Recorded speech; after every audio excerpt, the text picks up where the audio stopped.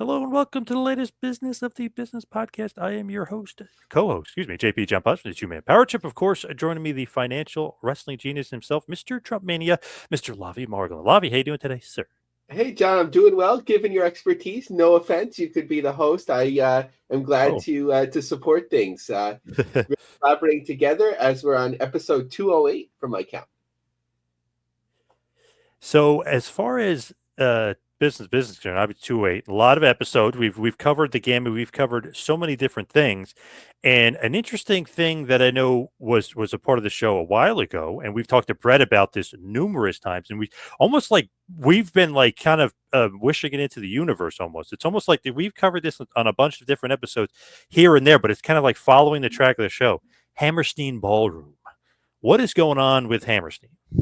Suddenly, it's back to being the center of a certain portion of the wrestling universe. Once again, of course, we know the GCW show that's planned in January that WrestleTix had a count shortly after it came out, somewhere, I think, around 600 tickets moved, which wasn't a bad start. I think they need some sort of draw as a main event. But then suddenly we get word of a Ring of Honor show in late December, I think the 20th. And then the following day, an AEW taping to follow, which I think it's a really smart move, both for Ring of Honor and AEW under Tony Khan to do this. It has a great environment. You don't have to draw that many people to fill it up. Ring of Honor has its history. AEW has never been in Manhattan before. I think that will be a super hot ticket. I'm interested. Well, the Ring of Honor is on Friday night, so I couldn't go. I would be interested, but AEW, I'm interested in checking that out. In correspondence with others, I'm trying to figure out, like, will this hurt GCW's ticket sales in January? Or may this help? Because every story that I saw announcing the ROH AEW stuff, which I don't think has even been officially announced yet, has mentioned GCW running the hall in January. What do you think, John? I don't know. I feel like almost like they ran it on purpose, almost like an old Vince move. You know what I mean? Like I feel like that might hurt GCW. They might not sell as many tickets because I know they keep getting mentioned, but if you already went and you already spent your money on ROH and then AEW, are you going to have any money left over to go to GCW? I don't know. I feel like that might hurt them. It definitely reeks of an old Vince McMahon move. Like, oh, they're running that. Well, we're going to run it before, and we're going to, we're going to make sure that there's not enough fans left to attend their show. That's just my general feeling when I saw that. I didn't like that. That's interesting. That does seem very petty as Shad Khan parks his mega yacht in Florida has been coming up on my Google News Yeah. feeds. Um, Yes. I feel like, the venue, the Hammerstein, like it's not, well, I had an intern there, right, in 2000. So Oh. one of the things that I learned is that a lot of the events they do there aren't necessarily forward facing. It could be like corporate meetings and that sort of thing. Which I would kind of go to, and people would be sort of like looking at me like, who are you? Like, there's once a private event where Missy Elliott was there, so that was cool. Oh wow. But this is the type of venue that has to be booked in advance. So I think it was coincidental, especially given that, like, if you're going to do Final Battle, right, like you'd have to have booked somewhere else and thought about it. But it is wrestling, so this can happen. You know what I absolutely thought was going to happen though in such a move? December 17th, I thought that's where NXT would be. That would be amazing. Instead of Lowell. I think booking Lowell was a really smart move, but that would have been something, right? Yeah. Interesting. So NXT, that was you're thinking that, or was that actually like out there in the ether? I was thinking that. Oh, So okay. because given that they were doing these like unique shows, and then sort of like when they were announcing the Lowell show, I didn't look at the date, and I was like, oh, I actually tweeted, oh, it's December 17th going to be NXT, and then I was like, oh, I look like an idiot because that's the Lowell date, so I quickly deleted it, but that's what I was thinking.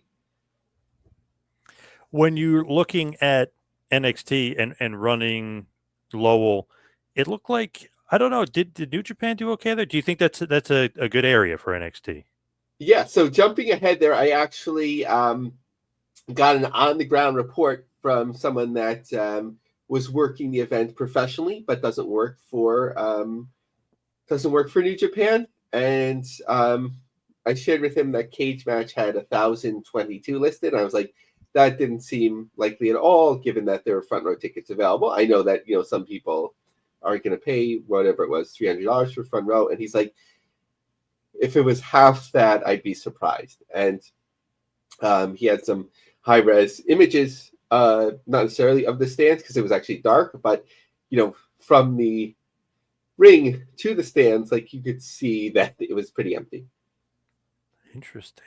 As far as GCW, going back to them, what's going on with them with Dream On? I know we were talking about obviously Hammerstein, but they have a huge show in November, Dream On, at the American Dream Mall here in New Jersey. Yeah, so they sold out their initial allotment on the floor, the designated parts of the second and third tier. They've been opening up more sections. I don't know like how far you can go and have people still navigate the mall that don't care about this event. But last I checked, there's just a few sixth row available, and then suddenly like a small handful of fifth row became available. So basically, you'd assume through the sixth row it'll be sold out by showtime.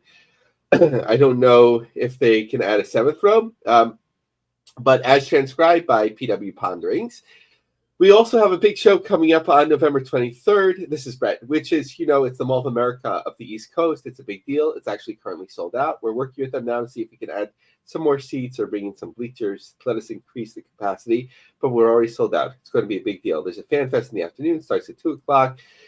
FanFest, well, a little bit of confusion here. FanFest goes from 11 to 2. The GCW show goes from 2 till whatever, 4:30 or 5, and then the AEW pay-per-view is down the road, Newark at 7. So it's going to be a fun atmosphere of wrestling for people in New Jersey or anybody coming to visit. But this is the start of what I think is going to be a very exciting relationship with American Dream. There's a lot of events coming to the area in the next year or so. If you have seen an announcement about SummerSlam, and so no spoilers, but yeah, maybe more stuff in the works.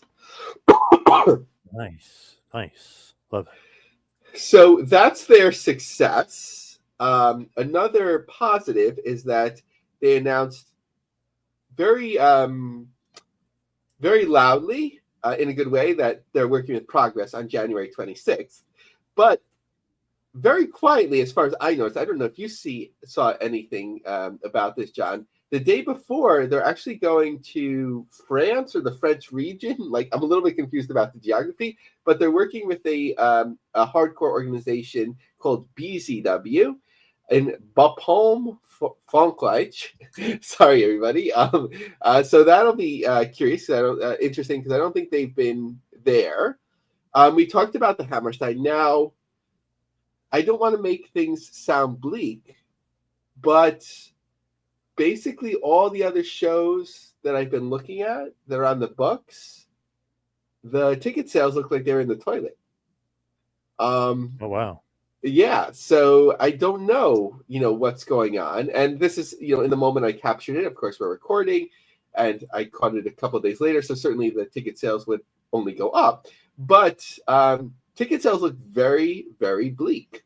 So let me go through that. So November 15th in Sauget, Illinois, I had at the time 10 or more second row seats available.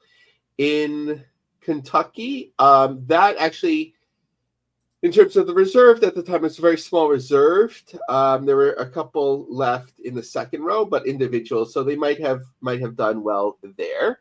The NGI, but without Nick Gage, usually you'd think that would be a good seller. There were still third row tickets available. On November 29th in New York, which I think will pick up, that venue always does well, there are 10 or more second row tickets available. In December 1st, I think that's Chicago. Let me see. Yes, Say You Will in Chicago. There were their sales page in Talia Hall only lets you reserve 6, so I could reserve 6 front row. In Egypt Shriners in Tampa, 10 or more front row ringside tickets available. December 7th in Center Stage in Atlanta, there were still front row tickets available, just a little spotting of tickets moved. December 13th, where is this show? In Phoenix, 10 or more second row, 10 or more third row. Interestingly, in the fourth row, there was only one ticket available, so maybe it was a price issue. December 14th in LA, so a little far out, and again, not to make any excuses or whatever, but GCW tickets tend to sell more closer to the event, whereas traditionally in live events, most of the tickets sell at the beginning, but I think that they'll do well in LA. But second row, 10 or more, third row, 10 or more, and so on. So not looking so great in terms of live events. Curious to see what this all means. I was discussing with some people, there's also like a lot of events in and around New York and New Jersey, so maybe there's like a saturation point there. John, if you were like deciding on shows, like, you know, there's only so much capacity to go, like, would you lean on like going to the mall? Like, what would you do with all these events floating around? I don't know. It's kind of crazy. There's almost too many, but they all kind of intrigue me in their own way. The one to the mall really intrigues me too. Obviously, you got Foley Angle, you got a bunch of different big names on there too, but that really interests me. The Hammerstein one interests me. Yeah, I don't know. I probably lean American Dream Mall, to be honest. It's easiest for me to get to as well. Got to think Yeah. about that.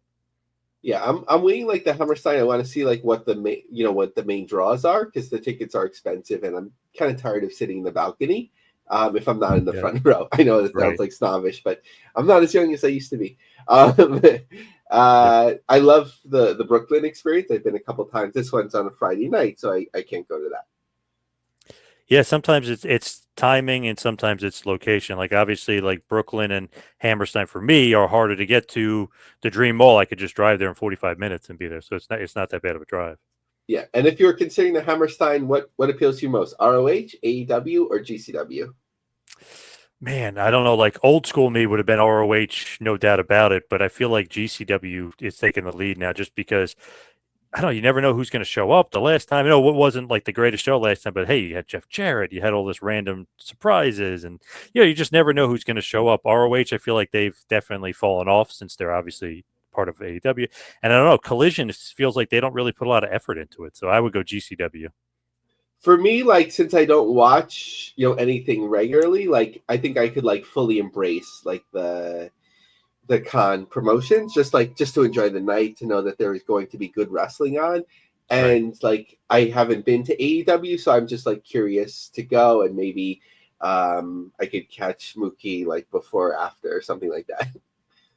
Yeah, actually, and my buddy was mentioning the AEW Full Gear pay per view. While on paper it doesn't really look that good, AEW does usually put on good pay per views, and the tickets were actually pretty cheap for Full Gear. So I don't know. I was kind of thinking about Full Gear as well, which is not too Yeah. far. It's like 45 minutes from me in New Jersey as well. Um, I feel like there was a discount code out for that too. I'm not sure. Maybe there was just so many other discounts. I think they were like, what was it, 6,500, maybe 7,000 tickets? At this point, how's Yeah, parking over there? it's funny. I've been to that venue a few times. Sometimes it was a pain in the ass, like as far as getting some parking. But the last time I went, it wasn't an issue at all. Right across the street, they had the parking lot, so wasn't too bad. But I have been there several years earlier where it was kind of a pain. Cool. So, John, I know that we're both busy people today. So maybe we should do like a flash run through of all the other news. Yes, NWA. Give me a little bit of a flash on the NWA. Yeah, so not surprising, and I think it's a great move for everyone. World League Wrestling hooking up with NWA officially before they've collaborated and all of that. Like, why not? World League Wrestling has the Harley Race legacy. Those that follow it are certainly familiar with the business. They're both old school. World League Wrestling also has a fair amount of like low power television distribution. So it just sounds good, to list the number of stations and markets. I'm not sure how many people are watching them, but that certainly doesn't hurt the NWA to have that. Just noting that they had a cool graphic, like champs around the territory, so that, besides the core, obviously Billy Corgan is into that concept. The show in December that we've been talking about forever, it doesn't look that far away anymore. And they've moved a fair amount of tickets, but I'm just watching in Dothan. I'm just curiously watching that to see if they'll get the same love and in terms of the press. In January in the OC Theater, there's still front row tickets available, some front row and second row available. Interestingly, on their website, I think it's a smart move so it doesn't get confusing. They've prioritized their signature events, the main NWA events, and then they list events from their affiliate promotions. As far as TNA is concerned, they've got some big shows coming up, or did have some big shows. So in Fayetteville, the Crown Arena, at least I'm not sure if it was a double taping, at least the first night, there was a great angle where they had actually shifted. So there was there's risers. Everyone knows it's a big venue. So they shifted everyone to one side except for a front row. And it was a smartly taken picture because in back, it was darkened, but I zoomed in on the picture and cut it. There was a number, it was a ton of empty seats, of course, because they're just using a part of it. So no shame in that, but people were celebrating that they sold out the Crown Arena. So it's my journalistic job just to note that. Yes. Upcoming the WrestleCade weekend at Turning Point, November 29th. They sold out the titanium add-on portion, but the GA is still available, so we'll just have to see because that's a different way of doing things. Center Stage in Atlanta, most of the reserve tickets were sold out, at least for the first night, and then GA available. What about New Japan Pro Wrestling? So we've touched on the LOL event and the challenges inherent in that. Curious to see their next two signature events to see if this is going to stick. Does it hit a certain point where it's just not worth it anymore to run shows in the U.S.? December 15th at the Walter Pyramid. Just grabbed a portion of the screenshot. There were still front row tickets available there. San Jose, some spotty sales on the floor, but the upper tier was all still available. So not being bleak on either of those yet, a month and 2 months out, but something to watch. Certainly a slowdown, which we've noted in terms of New Japan USA tickets, even focusing on their semi-premier events here without even running smaller events anymore. How about All Japan Pro Wrestling? Something we rarely talk about on the show. Yeah, so just wanted to note, Harry Smith, Davey Boy Smith Jr. is their champion now, so it certainly affords them in North America more of the opportunity to promote themselves. I asked around, and somebody please correct this or give some more color to it, just because I don't know too much in terms of the official distribution. It's on their website, ajpw.tv.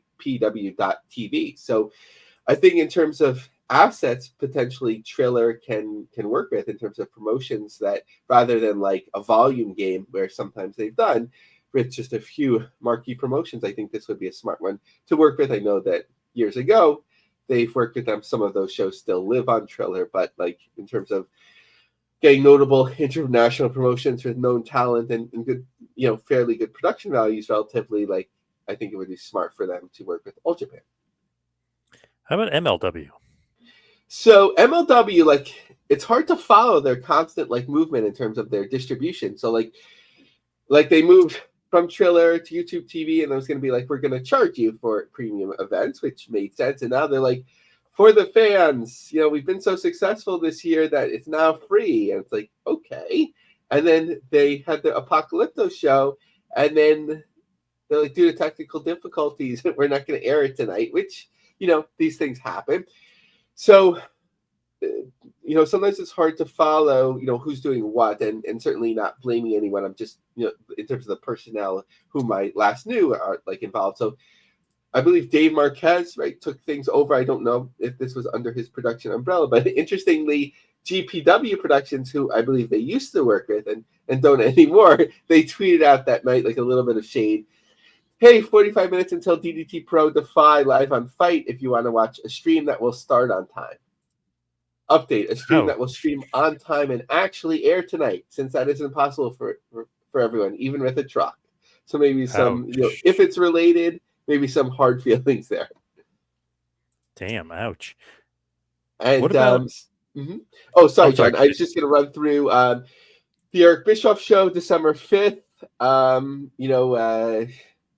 Has been notable in terms of just a unique draw there. But and he said he's going to donate what he's making for that night, one night only, to charity. January 13th in Dallas, February 8th in Atlanta, May 10th in Chicago. They're constantly listing hirings, but the listings tend to be older. So I guess either they don't find who they want, or they're hiring somebody, again, video package editor. So if somebody's looking for work. The Chicago area show was a success. It was sold out, so they announced Azteca Lucha, coming later in 2025. Nice. As far as Freddie Prinze Jr. is concerned, what's going on with Freddie? Here's my free advice for Freddie. Enjoy your life, enjoy your family, and your hard work and what you've earned, and celebrity too, although he doesn't seem that into that. And forget the wrestling business. Like, it's too much stress, and I don't know. Like, you always hear about this, like somebody trying to start a promotion. They're like, I met with this company, with this media company. It's like, which media company? And they already have a wrestling promotion, like Warner Brothers. Like, what were they going to do with him? And now we know they wanted him to have a reality show, kind of like the Billy Corgan Honeyland show. And then he met with Vice, and Vice was like, we don't have any money. I think he would have been able to get on Vice because they air Women of Wrestling, late night, and all that, and they pass through with different promotions at different times. But then he was talking about like teaming up with an existing independent promotion. That would be an interesting thing. I'd be see how that works out. So just a snippet of a recent transcription of his podcast. So I started sitting down thinking about it and started looking at the rosters of places that they brought me and the infrastructure. I started weighing the pros and cons. I talked to my guys that are part of my team and say, hey, these are the ones that I'm interested in, but what do you think? And they like the exact same one. So that would be something curious. I know that he had been following GCW because in terms of noting what they were doing, with Matt Cardona years ago. So not starting rumors with that, but I just know that was one on his radar. But I know that he had also talked to at least one other independent promotion years ago hasn't been active in over a year, but he has his fingers on the pulse of that. So would be an interesting way to go rather than starting something from scratch. Very interesting with Freddie. What's going on? Something we probably never talked about, the big event. Yeah, so this is, of course, a meet and greet autograph opportunity that was in Queens for a number of years now. It's been in Long Island for a couple of years, and they announced that they broke their record. Paul Heyman was the big draw for the show. It's notable on itself, but also because like WWE has been working with Fanatics in and around their tentpole events, WrestleMania, SummerSlam, Royal Rumble. I don't know if they've had conventions, but it'll be interesting to see if like WWE calls back their talent to be like focus on this, or they'll still be able to float around. Very interesting. Now, what's going on at the Mid-Hudson Civic Center and AC Dub? Yeah, ACW is a startup with some talents that are already in the region, but they're bringing in, not unlike Northeast Wrestling, who ran the Mid-Hudson Civic Center, of course, for a number of years, now called the MJN Center. They're bringing Nick Demuth, Thomas Latimer to defend the belts against each other, Tommy Dreamer, Flip Gordon, all that sort of stuff. So sort of like that, like super indie try. It's always worked in Poughkeepsie, but it's a bigger challenge now.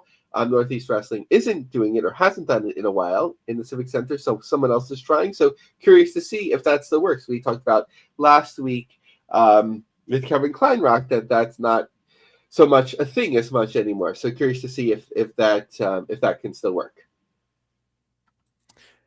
Man, kind of interesting. Hudson Civic Center is one of those, I don't know, awesome venues that kind of never dies. Yeah, and if Ring of Honor, wants Ring of Honor, but also AEW. I don't like how it looks on television. It's a nice it's a nice like small venue, but like there's not a lot of risers there, so like it just doesn't look great on television. Remembering from like WWF tapings back in the day, so I wouldn't recommend it in the same way like Hammerstein would be, but maybe for like the AEW Friday night show while it still exists, or Collision. Right. All right. It's a quickie episode today as you're off in one direction and I will be off in another. So let's hit the plugs. You can follow me on Twitter and Instagram at 2 Man Power Trip. How about you, Lavie? Follow me on X, Lavie Mark, Lavie Marg. Come aboard our 100-member LinkedIn group, The Business of the Business. Check out my long-form articles on LionCubJobSearch.com. And like, share, review, pin, whatever, shout it out. Make a sign for a wrestling show. Let's get the word out about the podcast. Yes, awesome. Great to sneak this one in real quick as as we're both off on a different journey here today and this weekend. But Lavie, thank you. Thank you everybody out there for listening. See you right back here next time for a little business of the business. We'll see you next week, folks.